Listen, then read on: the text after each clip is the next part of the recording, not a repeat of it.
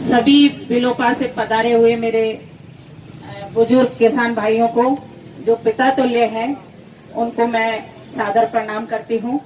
बैठे हुए मेरे सभी युवा भाइयों, हंसराज जी भाई साहब, सभी को मेरा जोहार, प्रणाम। साथियों, आज आगे मत जाइए। करीब 70 दिन से दिल्ली के बॉर्डर पे किसान बैठा हुआ है। राजस्थान का किसान सोच रहा है ये लड़ाई हमारी नहीं है, तो ये आप लोगों की गलतफहमी है। ये किसी पंजाब की लड़ाई नहीं है, किसी एक प्रदेश की लड़ाई नहीं है, ये पूरे हिंदुस्तान की लड़ाई है। अगर आप काले कानूनों को समझोगे तो इन काले कानूनों की जो मार पड़ेगी पूरे हिंदुस्तान पे पड़ेगी, और उसके बाद में आने वाली पीढ़ियों को गुलामी की राह देखनी पड़ेगी। साथियों, 3 काले कानून ये आपके गले का फंदा है, फांसी का फंदा बना करके मोदी सरकार ने डाला है, और इसमें धीरे धीरे ये फंदे आपकी जान लेके रहेंगे। साथियों, आज अगर हमारी आवाम नहीं जगी, ये किसी एक जाति, एक धर्म या किसी एक लिंग की लड़ाई नहीं है, ये पूरे हिंदुस्तान के किसान की लड़ाई है। मैं भी एक किसान की बेटी हूँ। करौली जिले में छोटा सा गांव है, कुड़गांव के पास में कुपरा, माँ की मैं बेटी हूँ। सवाई माधोपुर जिले में सेलू गांव है, उसमें पीपड़ी परिवार की मैं बहू हूँ। कोटा में मैं निवास करती हूँ और जन सेवा का मैं काम करती हूँ। साथियों, इसमें आप ये मत सोचिए कि ये लड़ाई सिर्फ पुरुषों की है, इसमें महिलाओं को भी भागीदारी होनी चाहिए। अंदर ही आ जाओ। ये 3 काले कानून लेके आए हैं, उसमें कॉन्ट्रैक्ट फार्मिंग के तहत किसानों से व्यापारी एक समझौता करेगा। उस समझौते के तहत उसमें कई चीजें रखी है कि व्यापारी का ही बीज रहेगा, व्यापारी का ही उसी के अनुसार आपको खेती करनी पड़ेगी। वो कहेगा कि गन्ने की फसल कर तो आपको मजबूरी में आपके अमरूदों की कटाई करके गन्ने की फसल करनी पड़ेगी। वो कहेगा मक्का की फसल करो तो आपको वो करनी पड़ेगी। वो कहेगा कि आप आलू उगाइए तो उस खेती में आपको आलू भी उगाना पड़ेगा। उसके बाद में आप अपना बीज उपयोग नहीं कर सकते, आप उसमें अपना खाद नहीं डाल सकते, आप उसमें आपकी कोई भी तकनीकी उपयोग नहीं कर सकते।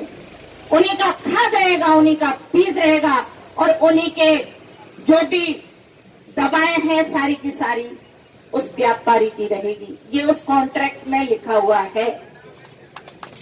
आपका क्या है, आपको सिर्फ खेती करनी है, और अगर उसमें वो जब आप बोगे तब वो चेक करेंगे, जब आपकी फसल बड़ी होगी तब वो चेक करेंगे, और जब कटाई के टाइम बोलेगा तभी वो चेक करेंगे। और उनके तहत, कॉन्ट्रैक्ट के तहत अगर आपकी फसल सही निकली नहीं निकली तो आपको दाम भी उसके अनुसार नहीं मिलेंगे, दाम भी वही तय करेंगे। हम तो सिर्फ बंधुआ मजदूर रहेंगे। आप सोच रहे हो ये किसान जो पंजाब का लड़ रहा है उनके लिए है? नहीं साथियों, ये पूरे प्रदेश के किसानों के लिए नहीं, सब जितनी भी जनता है उनके लिए है। मैं आपको बता देना चाहती हूँ कि जब आपका उनके साथ में व्यापारियों का साथ समझौता होगा तो जो हमारे व्यापारी है, जो दुकान लगा के बैठे हुए हैं यहाँ पर, जो कोई खाद की दुकान बेच रहा है, खाद बेच रहा है, कोई यहाँ पर हल बेच रहा है, कोई टूल्स बेच रहा है, कोई दवाइयां बेच रहा है, तो साथियों वो आने वाले समय में बंद हो जाएंगी। तो आप बताइए, वो व्यापारी क्या बेरोजगार नहीं हुआ? वो क्या पंजाब का व्यापारी बेरोजगार होगा या हिंदुस्तान का पूरा व्यापारी बेरोजगार होगा? साथियों, इसी के तहत जब हमारी फसल पैदा होकर पक के जाएगी तो उसकी खरीदारी कौन करेगा? वो व्यापारी करेगा जिसके साथ आपने कॉन्टेक्ट किया है, ना कि सरकार करेगी। सरकार ऊंचे हाथ खड़े कर देगी। तो साथियों, मैं आपको जानकारी दे दूं कि हमारा जो बीपीएल परिवार में तकरीबन 82 करोड़ हिंदुस्तान की संख्या आती है, जिनका सरकार से उनको 2 रुपया किलो गेहूं मिलता है, 3 रुपये किलो चावल मिलता है और कई अनाज उनको मिलता है। तो साथियों, वो 84 करोड़ जो जनता है उसको सरकार कहां से देगी, क्योंकि उसमें आपने तो फसल व्यापारी को बेच दी। सरकार के खाते में एक दाना नहीं गया, तो आप मुझे बताइए कि उससे पंजाब के किसान के फायदा पहुंचेगा या आपको पहुंचेगा? उससे तो उस व्यापारी को फायदा पहुंचेगा। तो हमारा गरीब वो रोड पे आ जाएगा, दूसरा हमारा व्यापारी है वो भी रोड पे आ जाएगा। तीसरा मैं आपको बताती हूं, जो घरों में बैठे हुए हैं मध्यम परिवार, जो सोच रहे हैं हमें तो इन किसानों से कोई लेना देना नहीं है, ये लड़ाई हमारी नहीं है, तो साथियों मैं आपको ये भी बता देना चाहती हूँ, वो मार जो पड़ेगी वो मध्यम परिवार में पड़ेगी। क्योंकि जब व्यापारी खरीदेगा तो वो अपने गोदामों में भरेगा। पहले ये कानून था कि आप जो नियम है उससे ज्यादा अगर कोई व्यापारी गोदामे में भरता है तो वहां छापे डालती थी सरकार, जिससे कि ताकि कीमतें ना बढ़े। लेकिन अब व्यापारी अपने गोदामों में जितना चाहे इतना भर सकता है, उस पर किसी तरह की कोई लगाम नहीं है। तो साथियों, उसके बाद में मध्यम परिवार है जो घर बैठे हुए हैं, सीटियों में बैठे हुए हैं, जो अभी जिनको 20 रुपए किलो आटा मिलता है, 40 रुपए किलो गेहूं मिलता है, 15 रुपए किलो गेहूं मिल रहा है, वही 5 से 6 गुना ज्यादा दामों में मिलेगा। और वही आटा 100 रुपए से लेके 150 रुपए से लेके 200 रुपए किलो तक हो जाएगा। तब आप क्या करोगे? मैं इसलिए कह रही हूं, ये किसी एक किसान की लड़ाई नहीं है, एक किसी टिकट की लड़ाई नहीं है, पूरे हिंदुस्तान की लड़ाई है, पूरे हिंदुस्तान के किसान कौम की लड़ाई है। अगर हकीकत देखो तो हमारे राजस्थान में हम जाते हैं, आड़तियों से जब ब्याह या शादी पड़ती है, जरूरत पड़ती है तो हम पैसा ले आते हैं, या बैंक में हमारी फाइलों को रख के, खेती की फाइलों को रख के, जमीन गिरवी रख के हम पैसा ले आते हैं। लेकिन जब आपका व्यापारी से कांटेक्ट होगा तो आपको बैंक भी लोन नहीं देगी, ये मेरी गारंटी ले लो, क्योंकि आपने तो आपकी जमीन उस व्यापारी के गिरवी रख दी। मजबूरी में आप कहां जाओगे लोन लेने के लिए? उसी व्यापारी से लोगे जिससे आपने कांटेक्ट किया है। मैं आपको सीधी सीधी भाषा में समझा रही हूं। उसके बाद में वो आपसे ब्याज वसूलेगा, और ब्याज पे ब्याज वो आपके ऊपर इतना चढ़ जाएगा कि 1947 से पहले आपकी स्थिति थी वो आने वाले समय में हो जाएगी। आप इस चीज को समझो। तो हमारे किसान जो बंधुआ मजदूर बनने जा रहा है, वो धीरे धीरे उस किसान को मजबूरी में उस व्यापारी को उस जमीन को बेचना पड़ेगा। तो आप मुझे ये बताइए कि एक कानून, ये 3 कानून जो बनाए हैं सरकार ने, वो किसानों के फायदे के है कि नहीं है? आप सोचो इसको। इसलिए पंजाब का किसान उसका विरोध कर रहा है। सरकार कह रही है हमने ट्रेन से लाई है किसानों के लिए। तो मैं आपसे पूछना चाहती हूँ, आप लोगों के पास में 1-1 बीघे 1.5 बीघे जमीन है, किसान का भाई भी अगर उस ट्रेन में टमाटर भर के जाएगा तो मुझे बताइए कि नागपुर में वो 4 से 5 दिन में पहुंचेगा। तो वो टमाटर या बैंगन जो उस गाड़ी में भरे हुए हैं वो खराब नहीं होंगे क्या? और जाने में आपको 4-5 दिन और बर्बाद करने पड़ेंगे, तो उससे भी किसानों को नुकसान हुआ। साथियों, आप अगर ट्रेन से नहीं तो रोड से ले जाओगे, लेकिन रोड भी आपकी नहीं है, वो भी गिरवी रख दी है, बेच दी है उन्होंने। क्योंकि अगर आप टोल टैक्स नहीं दोगे तो वहीं पे आपका ट्रैक्टर रोक दिया जाएगा, आपका ट्रक रोक दिया जाएगा, आपकी गाड़ी रोक दी जाएगी। साथियों, हवाई जहाज से जाओगे वो भी बेच दिया, ट्रेन भी बेच खाए, बैंक भी बेच खाए, आपके लिए छोड़ा क्या है? युवाओं को रोड पे लाके खड़ा कर दिया। तो आप सोचिए, ये कानून आपके फायदे का है? आने वाले समय में आपको इनका विरोध करना है, और साथ में हमें ईवीएम मशीन का भी विरोध करना है, जिसमें घपला करके वो सिंहासन पे विराजमान होते हैं। साथियों, मोदी जी कहते हैं कि मैं तो झोला छाप हूं। अरे वो झोला छाप थे तो हिंदुस्तान को बेच के उन्होंने तो झोला भर लिया और ये हिंदुस्तान की जनता को सड़क पे झोला उठाने को मजबूर कर दिया। मैं आपसे निवेदन करती हूं कि यहाँ जो धरना चल रहा है वो निरंतर चलेगा, लेकिन हमें बॉर्डर पर भी जाना है। हमारे किसान भाई वहां बैठे हुए हैं, उनका भी साथ देना है। हरियाणा हो या पंजाब हो, टिकरी बॉर्डर हो या गाजीपुर बॉर्डर हो, वो चारों तरफ से आज सरकार ने कटीली झाड़ियों से बंद कर दिया, रोडें जाम कर रहे हैं। क्या वहां आतंकवादी बैठे हुए हैं? एक गरीब किसान बैठा हुआ है और किसान कौम में कितनी शांत है, जिसको कि आप कह नहीं सकते। साथियों, वहां हमें ज्यादा से ज्यादा संख्या में जाना है, लेकिन साथ ही हमें हमारी व्यवस्था करके जाना है। और यहाँ जो निरंतर धरना चल रहा है, यहाँ पर भी प्रत्येक गांव को उसी तरह से आना चाहिए जिस तरह से आप बारात में जाते हो।